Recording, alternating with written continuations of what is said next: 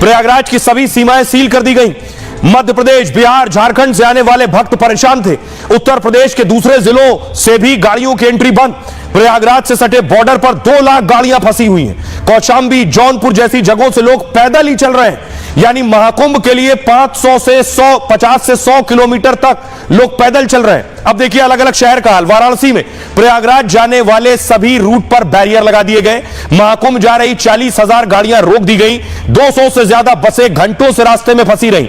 प्रयागराज के रास्ते 20 किलोमीटर लंबा जाम लग गया।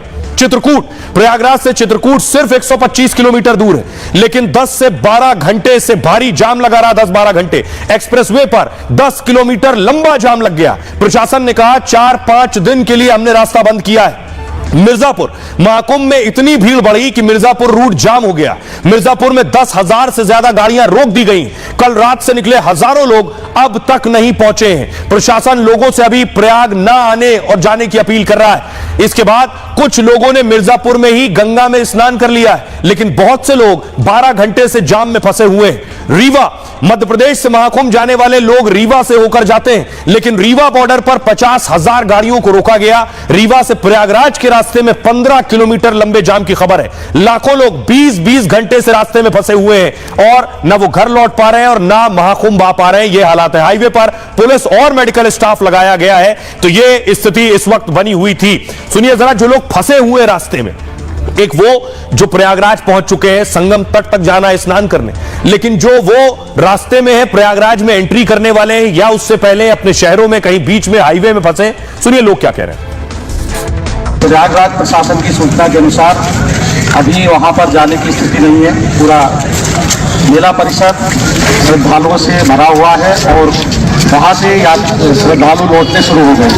पिछले 24 घंटे तक वहां पर प्रवेश रोका गया है। तो अभी यहाँ पे रोका गया है क्या आपको? कितनी देर से रुके हुए आप लोग? करीब 40 मिनट। मेरा नाम है दिपेश रेग्मी। कहाँ से हैं आप? हम पुणे से आए हैं। यहाँ भी चाक घाट बॉर्डर पर आप कितने घंटों से इंतजार कर रहे हैं? हाँ, 3-4 घंटे हो गए। 3-4 घंटे हो गए। अभी क्या उम्मीद लग रही है? उम्मीद है खुल जाएगी थोड़े टाइम में, 1-2 बजे तक तो खुल जानी चाहिए। मेरा फोर्स है, उसके अलावा जो होते हैं पुलिस बल को लगातार व्यवस्था बनाने में लगा हुआ है कि लोग का प्रयास है कि जितना जल्दी जो यात्री कुंभ की ओर प्रस्थान कर रहे हैं तो यहाँ उनको पूरी सुविधा लाओ। अब आइए आपको बताऊं, ये जो भगदड़ मची ये संगम नोज पर मची है। आपको दिखाने जा रहा हूं, जो लोग नहीं गए वहां तक, ये संगम नोज है क्या। ये जो तस्वीर आप देख रहे हैं, ये जो कर्व आप देख रहे हैं, यू कर्व जो आप देख रहे हैं, इसी को कहते हैं संगम नोज।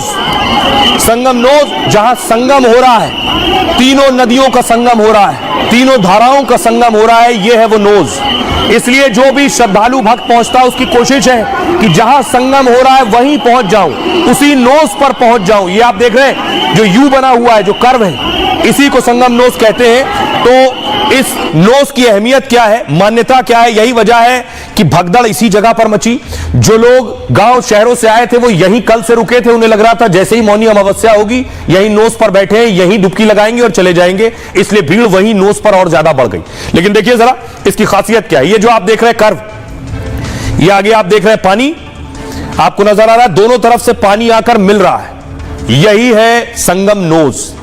महाकुंभ के दौरान संगम नोज पर भगदड़ मची है। प्रयागराज में यह संगम नोज आखिर क्या है, आकार की वजह से संगम नोज नाम पड़ा है इसका।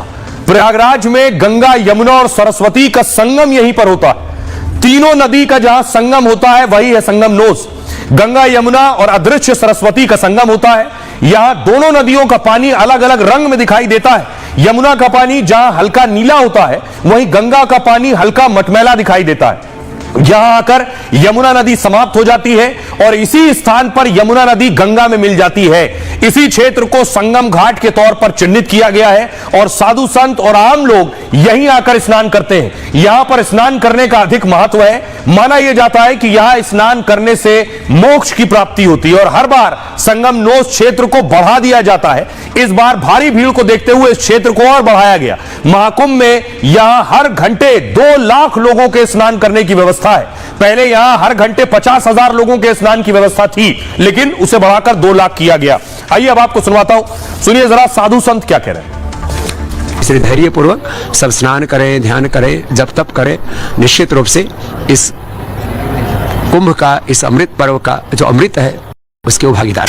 चाहे अमृत राजसी शाही स्नान में जो यति है, महात्मा है, सन्यासी है, हमारे सभी हजारों हजार लाखों लाख करोड़ के करीब सन्यासी हैं जो साधु संत 13 अखाड़ों के जो महापुरुष हैं वो स्नान करके अपने को सौभाग्यशाली मानते हैं। आज हमारा जो स्नान हुआ अत्यंत दिव्य हुआ और भव्य हुआ, विशाल हुआ। इसके लिए मैं उत्तर प्रदेश सरकार और केंद्र सरकार को पुनः बधाई देता हूँ। जब हम अखाड़े स्नान के लिए निकलते हैं और परंपरा है, जितने भी लोग यहाँ आते हैं नागाओं को देखते हैं, संतों को देखते हैं, संत कैसे निकलते हैं, संतों का क्या भाव है, क्या स्वभाव है, कैसे संत है, कैसे शंकर जैसे दिखते हैं, हरि जैसे दिखते हैं। देखिए हमारा जो भारत है यहाँ आस्था है, श्रद्धा है, विश्वास है और संतों को यहाँ ऋषि मुनि माना गया है, देवता माना गया है। विधान तो यही है कि मौन रह करके और भगवत स्मरण करते हुए स्नान किया जाए। बहुत ही दिव्य और भव्य है और जो लोग दर्शन कर रहे हैं वो परम सौभाग्यशाली हैं, चाहे वो मौके पर मौजूद है, नहीं तो दूरदर्शन और आपके टीवी चैनल के माध्यम से जो देख रहे हैं वो सभी पीढ़ी ही पूरे वर्तमान की भाग्यशाली। तो जहाँ पर है, जिस तट पर है वहीं पर सब स्नान करें।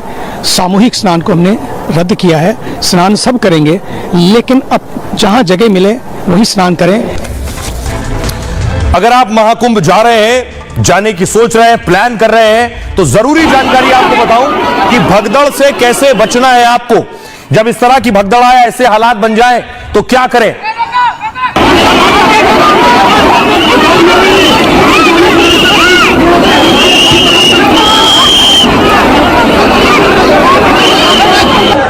अब बहुत जरूरी जानकारी, सिर्फ महाकुंभ के लिए नहीं, कहीं भी आप भगदड़ में जा रहे हैं, भगदड़ की स्थिति में फंस गए तो क्या करना है आपको। देखिए भीड़ भाड़ वाली जगहों पर सबसे ज्यादा भगदड़ होती है।